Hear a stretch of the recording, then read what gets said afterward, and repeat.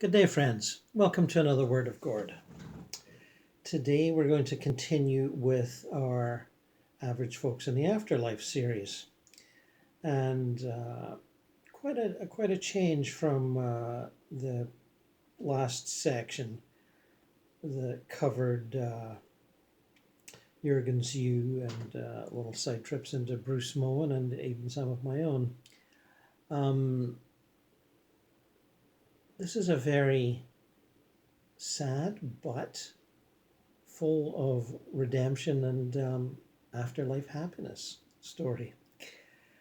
And I'm going to be comparing the first book to my own novel from a few years ago, An American in Heaven, because both books concern the afterlives of teenagers, or people who were teenagers when they passed. Now, the first one is My Life After Death, a memoir from heaven, and the voice is that of Eric Medhus, a teenager who suffered from bipolar disorder and ended his life some years ago, and had some enough interesting experiences that he wished to communicate them through a medium, which he did, and that is what this book is: mediumistic communications from Eric through the medium. And at first, he is also not the source particularly, but he participates from the other side in the website Channeling Eric, in which the medium again channels a variety of famous historical personalities, and not to everyone's pleasure, I understand from various people who have emailed me.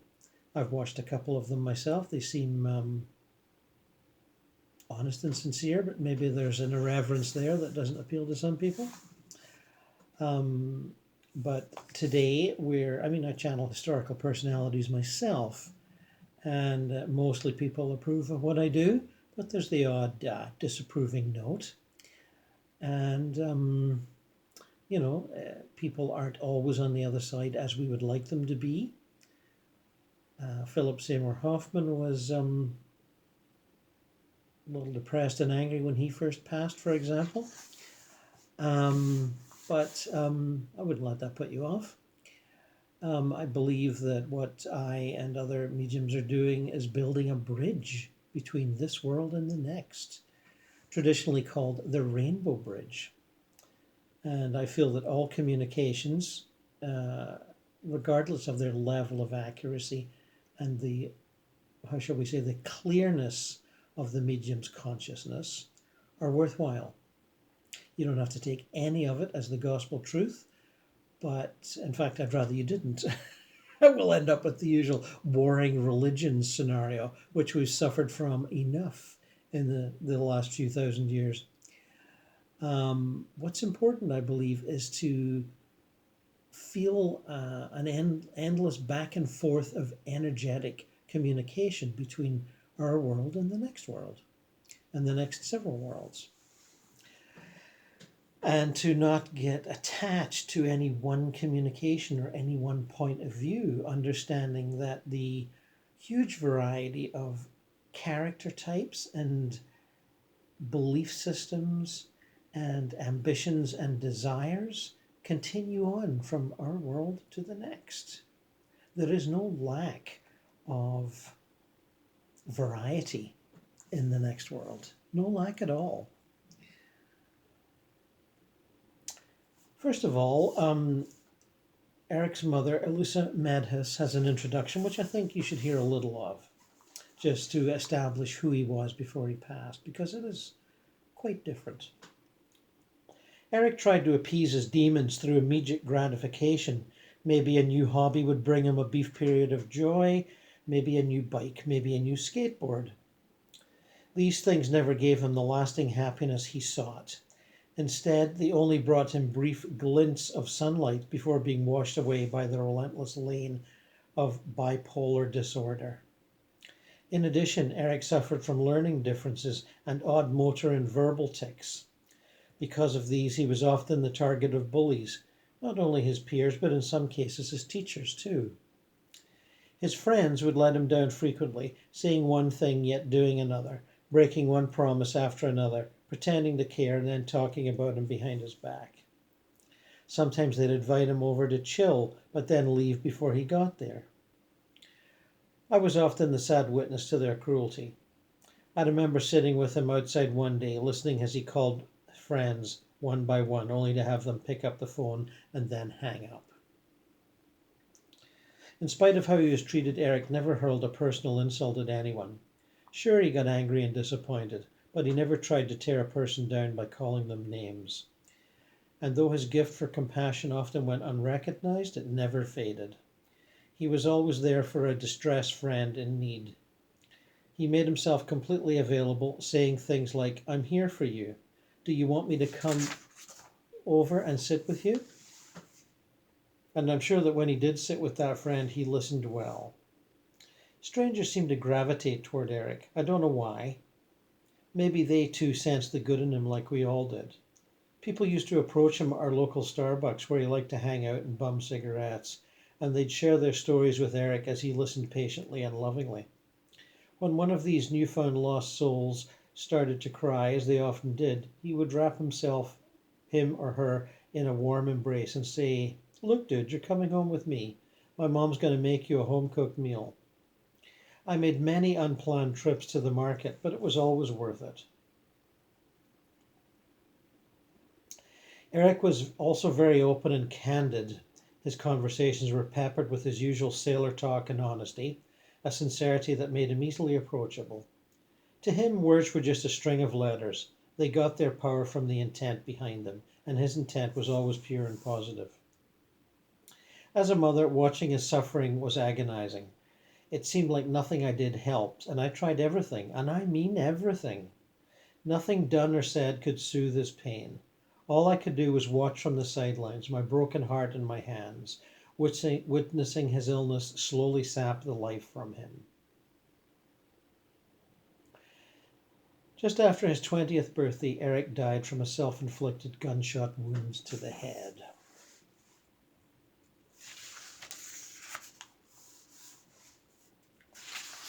Now, on to the channel stuff. Hey, I'm Eric. Yeah, the dead guy. Weird, right? Trust me, I got it. It took me a while to get used to it, too. I'm not a zombie, although I guess that would be some kind of awesome. And I'm not a ghost. That's not really how this shit works. But if you come along for the ride, I'll promise I'll show you how it does. As you can probably tell, I'm not what most people expect from a spirit guide from the afterlife. I still pretty much talk like I talked when I was alive. I swear, I sometimes forget what my point was and I get frustrated with myself, and I never pull punches. Just thought you guys should know that up front. It's not my intention to be offensive or turn people off. I want the opposite of that. Just a heads up, though. I say what I mean and I mean what I say, and sometimes I say stuff that isn't exactly poetry. I'm here to share my story with you and hopefully shed some light on what happens when we die and cross over into spirit and all that cool shit. I hope you'll let me share these things with you. I guess that what I want the most, that's it. To show people that life doesn't stop with death. Not just to tell them that it doesn't. It didn't for me. My life is now richer and more amazing and rewarding than it ever was when I was alive. And it doesn't seem fair to keep it to myself. Helping people wasn't something I could do when I was walking around on Earth, so I'm doing it now. I'd thought about suicide before. In fact, I thought about it a lot in the couple of years leading up to when I decided to end my life. I even researched on the internet all the ways I could do it. The year before I succeeded, I tried by taking an overdose of medication called Provigil, but it wasn't successful. I think I must have died for a little bit then, though, because I saw my deceased aunt Denise, who'd taken her own life, and my friend Allie, who'd died from an accidental gunshot wound just after her high school graduation. They were sitting on either side of me, holding my hands. Their presence gave me comfort. It also gave me the sense that I was in a different place, better than the one I was in at the time, and I remember it feeling so good. I knew I wanted to go back there. The day after my first suicide attempt, Papa and I were standing by his truck. He asked me why I wanted to die. After all, the sky was blue and beautiful that day, and everything seemed calm, nice, happy. I told him that I just wished I wasn't here anymore. It was difficult to explain, and I know that reason couldn't even begin to express how I was feeling or how I wanted to die. But it was as close as I could get.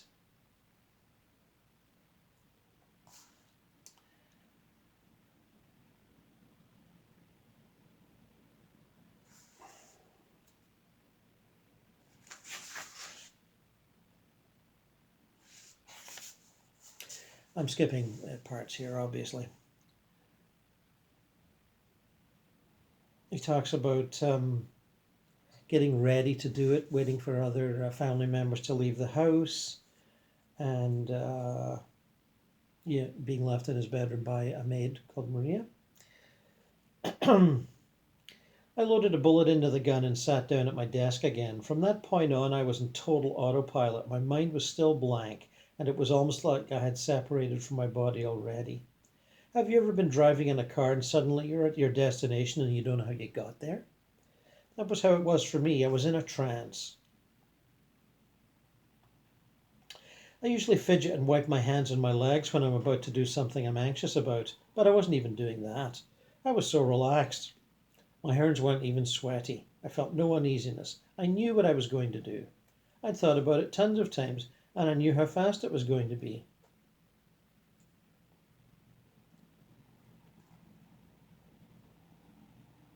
I didn't think about where I'd end up after I died either. I just thought about darkness, and I knew I'd be happy. I didn't doubt it at all, but I can't explain why. It wasn't like I thought that some God would come and get me, or I'd fall into the arms of an angel or whatever. And it wasn't what I thought things would be over, or that I'd disappear altogether. I thought that if there was something after death, good. If there wasn't, it'd be better than this. I saw it as a win-win situation. My last thought before I did was, okay, that's it. No goodbyes, no thoughts or questions or worries. Just, okay. I placed the barrel firmly and without hesitation on the spot on my head that I knew would do the job. I felt peaceful. I heard a ricochet sound, but I don't remember feeling anything other than the sensation that I was being jerked or pulled, but there was no burst of pain or sense of shock. Then for a few seconds there was nothingness. Right after the gun went off, I heard Maria scream. She was vacuuming the den. Her scream kind of sounded like an ambulance siren. Maria's scream was probably the first sound that I heard connected to what I'd done or how it affected another person. It startled me and made me want to get up and go to her, but I stayed put in my room with my door closed. I remember the sound of her hurrying down the hallway. Then I heard her standing at my door for a few seconds. Then she opened the door, she looked at me and screamed again, the kind of scream that would shatter glass. I was standing in my room. I had no idea how the fuck I was standing up because I just shot myself in the head. I remember thinking, shit, I screwed up. Maybe it didn't work. I was confused, disoriented. I looked down and saw my body, and that's when it hit me for real. That's me, I thought. That's my body. I won't lie. It did freak me out a little bit. I did try to get back into my body, but I couldn't, no matter how I tried. I remember thinking, okay, I can't get back in. I can't change things. This is the decision I made. Fuck, what have I done? I take it back. I see the value of life now. Just let me go back and I'll prove it. Some part of me knew that I couldn't, that this was a done deal. But these sort of thoughts bombarded me all the time. For a moment I panicked, and I felt I really disappointed myself, especially because I realized that then everybody was going to find my body. Next, my room sort of washed away like a fresh painting in the rain, and I felt like I was being pulled into the white of a canvas, but still part of the colours. At the same time, I wasn't separated from the room.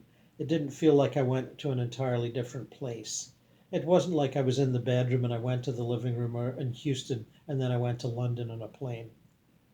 I was in the fabric of everything. I didn't know what that meant yet, but I felt it.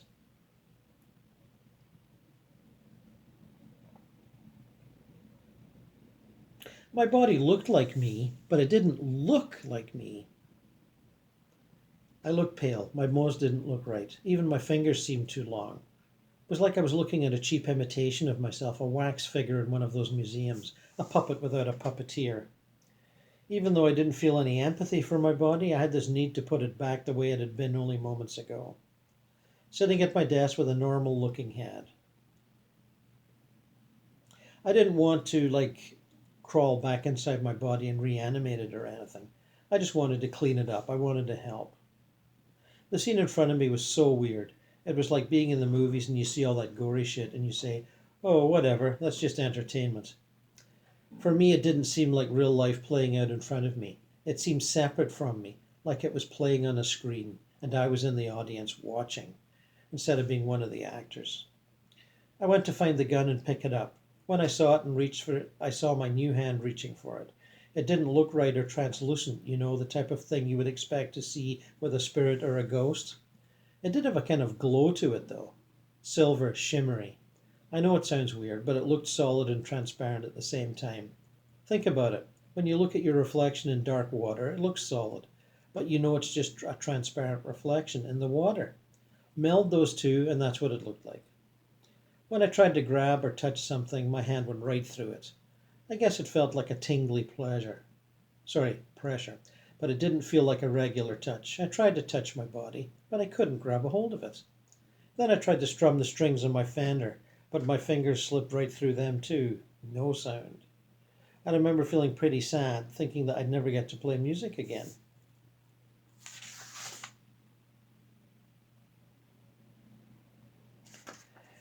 Next, I heard my mother running up the stairs. I could tell she was climbing up the steps more than one at a time, tripping. She came into the room, but she didn't come in delicately. She came in like she was on fire, a flaming cannonball battling through anything in its path. My point of view rose up like I was flying. I wasn't standing on ground like a human being. Even though I felt I was hovering up high, I suddenly felt really small, like a child caught up with his hand in the cookie jar. Still, I didn't feel the same kind of shame or sense of regret I expected to. I just felt small. I don't want to sound like an asshole, but I didn't feel the need to rush to her. I had this emotional detachment while watching her, but it wasn't the same emotional distance I felt when I was about to pull the trigger or when I first left my body and looked down at it. It was an emotional distance that comes with an objective observation that made me feel separated from my feelings of remorse and shame. When I left my body, my emotions came with me, but my physical instincts didn't, and that wasn't because of shock. Shock creates a distance you need for survival or protection when you have a physical body. I didn't need that anymore. Because of that emotional distance, my emotions weren't controlling me. Things were just playing out, and I was watching them while still feeling things, but in a different way. I believe I had that emotional distance so that I could continue to cross over with peace. I felt like I was in this weird dream state. Maybe that's what traumatic experiences turn into. They feel like a dream, no matter if you're a person or a spirit. Well, that's some of the opening for you. And there's lots more to come, of course. And we'll get to that next time. But I'd like to right now contrast some of that experience with the experiences of my character Melanie in the book, the novel, An American in Heaven, which I published 7 years ago, 2009.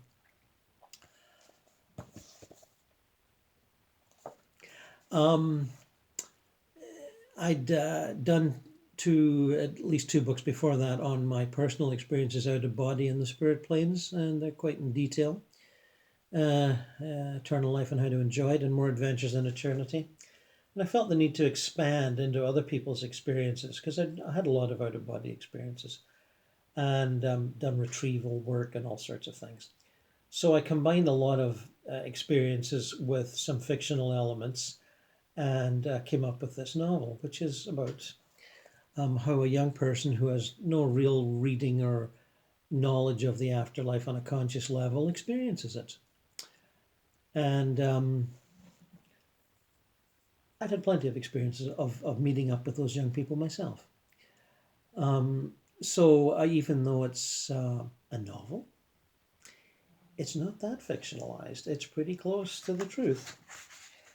So Melanie passes. Melanie is a sort of a combination character of many young women I've met over there. And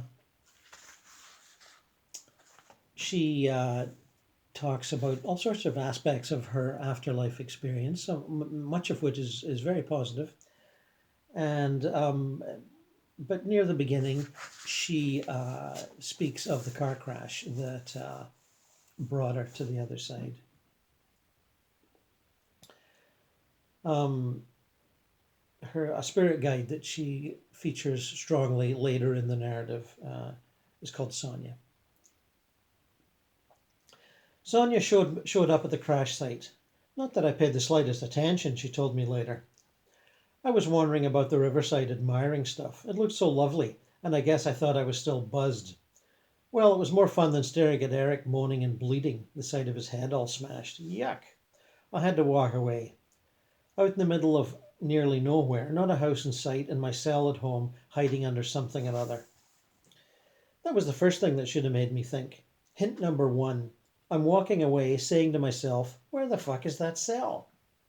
And suddenly I'm at home gazing at a pile of extremely valuable crap that I wouldn't let my mother touch. Sweaters, jeans, cloaks and socks and shit. God, it was in there somewhere. Then I worried about poor Eric, and I'm back there at the wreck. Another car comes speeding by, squeals to a stop and backs up. Just enough action to occupy my frazzled brain. A guy jumps out. He's about 50, kind of chubby, looks like my math teacher, Mr. Frizzell, balding at the front, and runs over, right past me, like I wasn't there. Hint number 2. He looks real close at Eric, and then at someone next to him slumped over. He shakes his head and takes out his own cell. I watch him make a call. Like the dumb chick that only takes notes, I stand there as he takes a hanky to Eric's head, dabbing away carefully. I feel my own head. Seems okay. Nonplussed to say the very least, I stumbled off again. A kind of light-footed stumble at that, floaty almost, as if I wasn't quite connecting with the ground. Bit like E. The rapids we'd come to look at seemed as lovely as ever, and I crouched there trying to be so absorbed I wouldn't have to figure out the exact whereabouts of what I used to call my intelligence. It didn't work. Eric's in that car bleeding on him. I'm out here watching the rapids. What does that tell you, girl? That I'm the luckiest chick alive? That I'm a selfish bitch who doesn't give a damn for her best high school buddy? That got me going back to the car. The Mr. Frizzell look-alike was still cradling Eric and holding what looked like an old towel to his temple. Only this time he was seated on a fold-out canvas thing. Like as not retrieved from the trunk of his car. Eric sure didn't have one. I stood real close and apologized. Then I thanked him for all his kindness. He didn't seem to notice. At first, that seemed to mean I wasn't worth paying attention to, since that was my dad's attitude half the time. I wasn't surprised. Then I wondered if he was deaf. There was a deaf girl at school who could only talk if she was close enough to read your lips. I moved around to stand in front of him. Then he stared right through me. Then I got mad, told him to fuck off then, and stomped off. The ambulance peeled by seconds later, screeched to a stop and backed up, exactly like the Frizzell look-alike. A guy and a chick flew out and began to do their thing.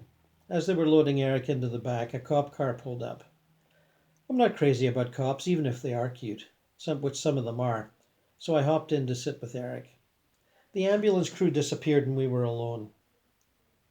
I said, Eric, you're pretty fucked up, dude, but you're going to pull through, I know it.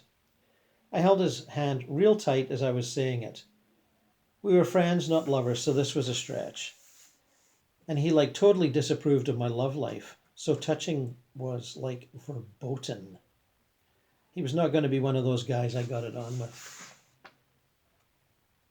So I'm jabbering on about how he's going to make it and how I'll be with him all the way when I notice his hand keeps slipping through mine. Thinking I'm sweaty with fear, I rub my hand on my sleeve. Sweat's one of my no-nos. As my gran would say, can't abide that. There's a lot of stuff my gran can't abide. Preachers, Republicans, store-bought jam. Tons more, too. She's one of those dyed-in-the-wool Massachusetts liberals. Not one of those Mayflower wannabes snooping about your garden party, making sure all the guests are up to snuff, but a liberal through and through. Goes on and on about the three E's: equality, education, and employment. Thinks Roosevelt was the last president with any kind of vision and moral fiber. Says Nixon was all mob right from the start. Kennedy, a horny Catholic. Clinton, just plain horny. Reagan, a reprobate. And the busboys, well, oil, they're slimy with it. Last time she said that to me after Thanksgiving dinner, my dad walked the dogs and my mum washed the dishes and my brothers shot some nets out back. She, got on to me and I looked at her and said, Dee, you say slimy with it as if it was semen or something. She stared at me with that Old Testament fervour, though Dad says it's just early Dylan. And he should know, he took her to that town hall concert in '64 that just came out on CD. And he said, it's worse. It's semen. At least semen carries the seed of life. They wager profit out of slaughter. Me, I'm easy to please. It's just sweat and society in general that sucks. And this time the sweat would just not go away. I rubbed and rubbed, but Eric's hand slipped over mine and away. What a piss off. Then the attendants were back with a stretcher and a bundle under a blanket. Another body. Did we hit someone? I asked Eric. No use, he was out of it. Oh my God, I thought, we've killed some poor person crossing the road in the dark. Here's Eric half dead and the stranger really dead. Shit, we're going to wind up in jail. Careless driving while cooked. We'd only shared one dry mushroom and we were really just pleasantly buzzed. But they'd do blood tests and make examples of us. There'd been a surprise locker check just last month and 3 guys had stashes. A friend of mine just sold the last of hers like an hour before. She cried all the way through lunch. Curiosity, compassion, or a bit of both? I guess the last, but as the ambulance started up and away, I leant over to pull back the blanket for a peek. Sweat again, couldn't lift it. Tried again. This time my hand went right through the blanket to the body. It was cold. Eek! Didn't try that again. Sat with sleeping Eric all the way to the hospital. Followed them into emergency and watched the drama unfold. Just like ER. Place was jammed with what some writers would call the dregs of humanity. While they readied Eric for what would likely be surgery, I wandered about, looking at them, studying them. Yeah, the stories behind every face. I felt like I could read the lives. Weird. That's why I wanted to be a writer. There's so many stories to tell, and not one like another. What I wouldn't have given for a notebook and a pen. Holy synchronicity. There was one right there on the table with the magazines. Cool pen, too. Thank you, Carl Jung. I picked it up, flipped it open, and wrote the date and started. I was so excited. I never noticed how easily I held the pen in a notebook. No sweat there. Hint number 3. Emerge was packed, people moaning and bleeding and staring into space, children sleeping in their mother's arms, some of them whimpering. No one screaming, thank God. I was there for ages. Totally forgot about Eric. Had pages and pages of notes when I noticed that dawn was coming up. Shit, where's Eric? Thinks I, and wham, I'm in a room with a body and a bed. It's him all right, all bruised and bandaged and sleeping like a baby. Can't think what else to do, so I start taking notes on him. Then the chair starts to feel real comfortable. So I put my feet on the edge of the bed, shut my eyes, thinking I'll wake up when he does. But I dream of my bedroom. I'm looking for something, but I can't remember what. Then I move downstairs. Place is empty and tidy as a museum. I'm kind of floating. Now I can't find or even recall what I'm looking for. Nothing seems to matter. I go through a window and into the garden. Wait a minute. I go through a window? How can that be? Curtains and all. I squat under my favourite tree and ponder. I was asleep in the chair by Eric's bedside, right? And then I must have started dreaming. But this dream is so real, realer than real. And then I floated through the window. Must be a dream too. Then I'm back beside Eric and he's still out of it. A nurse is checking in on him, fiddling about with this and that and writing stuff on a clipboard. She doesn't see me somehow, even though I move my legs and apologize. Eric's mother and father come in. They're really upset. Ooh. I get up to say hello and they just totally ignore me. Mrs. Phillips sits down in the chair I was in like I'd never been there. She never liked me much, but never quite took it that far before. They stare at their bandaged sleeping son and weep. Well, she sobs and he comes over and stands with his hands on her shoulders. Their grief is so private. I have to leave. I walk to the door to exit, but my hand can't seem to grip the handle. And it's not just sweat this time. It goes right through, cuts through like a knife in warm butter. I stand there, too dumb to move. Suddenly the door opens from the other side. I don't know, sweeps right through me. And a doctor comes in. I watch him walk over to Eric's parents and lean over to quietly talk. It seems like none of my business, so I leave, trying not to freak out over the door thing. I say freak, but I still had the presence of mind to hang on to my notes and pen. Maybe they were my anchor to sanity. A pretty wonky sanity, I guess, but it was the best I could do at the time. I wander about the corridors for a bit. Hospitals are interesting places. I used to hate them. Such a downer to spend any time there at all, but now I was fascinated by everything I saw. Even nurses at stations filling out forms and answering phones seemed interesting. Just like the Emerge, it was as if I could read their lives, like the details were just falling out of their brains as I went past. The argument they had with their husband, the problem their kids were having at school, what they were planning for supper, lingerie they wanted to buy. I walked about like an angel in a daze. I'd seen some TV show where someone in surgery had had an out-of-body experience while under anesthetic, and like some lost spirit wandered about the place till it wore off and he woke up. At one point in his wanderings, he met up with a young girl wanderer who was even more messed up than he was and cried in his arms. He figured that she was out of body, like he was, and said, "You're in for an operation, aren't you? Let's go find your body and you can go back in." I thought it was so cool and heroic of him. When they found the operating rooms and went through them, one at a time, looking for her and couldn't, he twigged. She must have died in surgery and not known. He'd sat down to discuss it, trying to discover how long ago her operation actually was. She didn't know or couldn't remember and just clung to him in fear. He was in for a triple bypass himself, and his was one of the bodies they'd looked at while trying to find hers. He said something to her about guardian angels and maybe she had one who could take her up to heaven. "What did she think about that?" he asked, trying to cheer her up. She looked over from her whimpering and seemed to be thinking it over. Then this really cool-looking lady showed up out of nowhere, gentle and kind and soft, in a beautifully cut pale cream dress, and asked Marcy if she'd like to come with her. And Marcy's just so blown away that this stranger knows her name, and she gets up off the guy's lap and takes the lady's hand. The lady thanks the guy for his help, and they turn about and walk away. The guy kind of smiles to himself, no doubt thinking a job well done, and then gets up, walks back to the operating theatre, goes between the docs and the nurses, and sort of slides back into his body. And the next scene, he's waking up with his wife and sons at the bedside. They're happy he's made it. It's all the happy family stuff. He pulls his wife down to his face and whispers, "I met a dead girl and gave her to an angel." She smiles and says she's proud of him in a way that makes you think she doesn't believe it, but wants to humor him.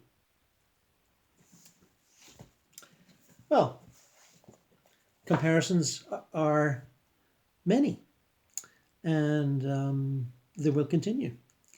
As I was much pleased to find Eric Meadhouse's book, My Life After Death, a Memoir from Heaven, because when I published mine, there was quite a bit of opposition to the sexual references and cuss words and whatnot. Editors and whatnot thought, oh, this is not going to go over. We need to have sweet, courageous, kind, compassionate goodies in heaven. And it's my experience as an explorer and retriever that that is not so. And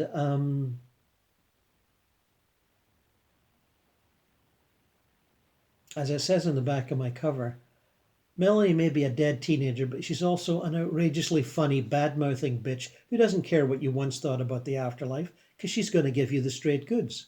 No church crap, no science crap, no goody two-shoes gets you in crap.